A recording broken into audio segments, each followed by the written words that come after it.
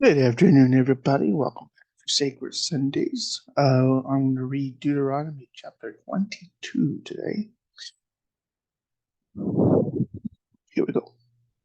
Thou shalt not see thy brother's ox or his sheep go astray, and hide thyself from them.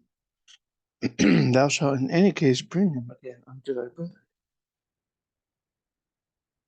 If thy brother be not nigh unto thee, or if thou know him not, then thou shalt bring it unto thine own house, and it shall be with thee until thy brother seek after it, and thou shalt restore it to him again. In like manner thou shalt do with his donkey, and so shalt thou do with his raiment, or his clothing, and with all lost things, should be plural, of thy brothers which he hath lost, and thou hast found, thou shalt do likewise. Thou mayest not hide thyself. Thou shalt not see thy brother's donkey or his ox fall down by the way, and hide thyself from them. Thou shalt surely help him to lift them up again. The woman shall not wear that which pertaineth unto a man, neither shall a man put on a woman's garment. For all that do are an abomination unto the Lord thy God. If a bird's nest chance to be before thee in the way in any tree, or on the ground, whether they be young ones or eggs, and the dam sitting upon the young or upon the eggs, thou shalt not take the dam with the young. DAM. But thou shalt in any wise let the dam go. That's probably a beaver's dam. I'm thinking. And take the young to thee, that they may be well with thee, that thou mayest prolong thy days. When thou buildest a new house, then thou shalt make a battlement for thy roof, that thou bring not blood upon thine house if any man fall from thence. Thou shalt not sow thy vineyard with divers seeds, lest the fruit of thy seed which thou hast sown, and the fruit of thy vineyard be defiled. Thou shalt not plow with an ox or a donkey together.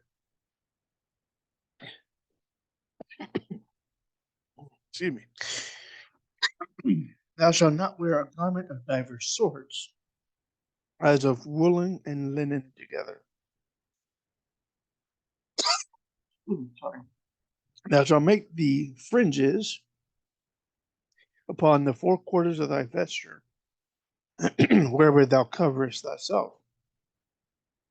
If any man take a wife and go in unto her and hate her,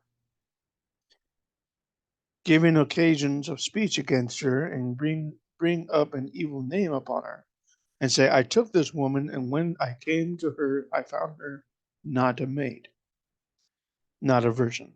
Then shall the father of the damsel and her mother take and bring forth the tokens of the damsel's virginity unto the elders of the church, elders of the city in the gate. The damsel's father shall say unto the elders, I gave my daughter unto this man to wife, and he hateth her.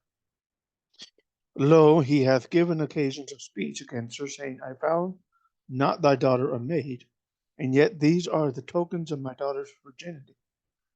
And they shall spread the cloth before the elders of the city. The elders of that city shall take that man and chastise him. They shall immerse him, another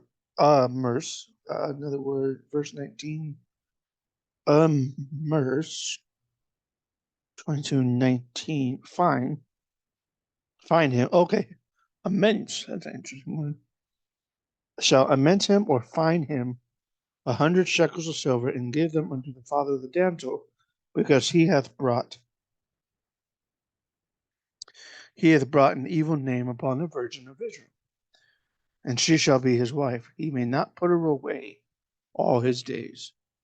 But if this thing be true, and the tokens of virginity be not found for the damsel, then they shall bring out the damsel to the door of her father's house, and the men of her city shall stone her with stones, that she die, because she hath wrought folly in Israel, to play the whore in her father's house. So shalt thou put evil away from among you. If a man be found lying with a woman married to a husband, then they shall both of them die. Both the man that lie with the woman and the woman, so shalt thou put away evil from Israel. Israel, if a damsel that is a virgin be betrothed to a husband, and a man find her in the city and lie with her, then you shall bring for them both out unto the gate of that city, and ye shall stone them with stones, that they die. The damsel because she cried not, being in the city, and the man because he hath humbled his neighbor's wife. So thou shalt put away evil from among you. But if a man find a betrothed damsel in the field, and the man force her and lie with her, and the man only that lay with her shall die. But unto the damsel thou shalt do nothing. There is in the damsel no sin worthy of death. For as when a man riseth against his neighbor and slayeth him, even so is the matter. For he found her in the field, and the betrothed damsel cried, and there was none to save her. If a man find a damsel that is a virgin, which is not betrothed, and lay hold on her and lie with her, and they be found, then the man that lay with her shall give unto the damsel's father 50 shekels of silver, and she shall be his wife, because he hath humbled her. He may not put her away all his days. A man shall not take his father's wife, nor discover his father's skirt or bed, I think. And read chapter 23. He that is wounded in the stones, or hath his privy member cut off, shall not enter into the congregation of the Lord. A bastard shall not enter into the congregation of the Lord. Even to his 10th generation shall he not enter into the congregation of the Lord. An Ammonite or Moabite shall not enter into the congregation of the Lord. Even to their 10th generation shall they not enter, because they met you not with bread and with water on the way, when they came forth out of Egypt, and because they hired against thee Balaam, the son of Beor of Pethor, of Mesopotamia, to curse thee. Nevertheless, the Lord thy God would not hearken unto Balaam. But the Lord thy God turned the curse into a blessing unto thee, because the Lord thy God loved thee. Thou shalt not seek their thou shalt not seek their peace, nor their prosperity all thy days forever. Thou shalt not abhor an Edomite, for he is thy brother. Thou shalt not abhor an Egyptian, because thou wast a stranger in his land. The children that are begotten of them shall enter into the congregation of the Lord in the 3rd generation. When the hosts goeth forth against thine enemies, then keep thee from every wicked thing. If there be among you any man that is not clean by reason of uncleanness, that chanceth him by night, then shall he go abroad out of the camp, he shall not come within the camp. But it shall be, when evening cometh on, he shall wash himself with water, and when the sun is down, he shall come into the camp again. Thou shalt have a place also outside the camp, whither thou shalt go forth abroad. Thou shalt have a paddle upon thy weapon, and it shall be, when thou wilt ease thyself abroad, thou shalt dig therewith, and shalt turn back, and cover that which cometh from thee. For the Lord thy God walketh in the midst of thy camp to deliver thee, and to give up thine enemies before thee. Therefore shall thy camp be holy, that he see no unclean thing in thee, and turn away from thee. Thou shalt not deliver unto his master the servant who is escaped from his master unto thee.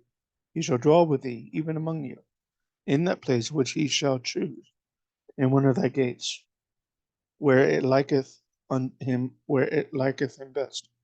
Thou shalt not oppress him. Yeah, okay. Thou shalt not oppress him. There shall be no whore of the daughters of Israel, nor a sodomite of the sons of Israel. Thou shalt not bring the hire of a whore or the price of a dog into the house of the Lord thy God for any vow. For even both these are abominations unto the Lord thy God. Thou shalt not lend upon usury to thy brother, usury of money, usury of victuals, usury of anything that's lent upon usury. Unto a stranger thou mayest lend upon usury, but unto thy brother thou shalt not lend upon usury. That the Lord thy God may bless thee in all that thou settest thine hand to in the land whither thou goest to possess it. When thou shalt vow a vow unto the Lord thy God, thou shalt not slack to pay. Thou shalt not slack to pay it, for the Lord thy God will surely require it of thee, and there will be sin in thee. But if thou shalt forbear to vow, there shall be no sin in thee. That which is gone out of thy lips, thou shalt keep and perform, even a freewill offering according as thou hast vowed unto the Lord thy God, which thou hast promised with thy mouth. When thou comest into thy neighbor's vineyard, then thou mayest eat grapes thy fill at thine own pleasure, but thou shalt not put any in thy vessel. When thou comest into the standing corn of thy neighbor, then thou mayest pluck the ears with thine hand, but thou shalt not move a sickle unto thy neighbor's standing corn. So that's chapter 22 and 23 of Deuteronomy. Hope you enjoyed.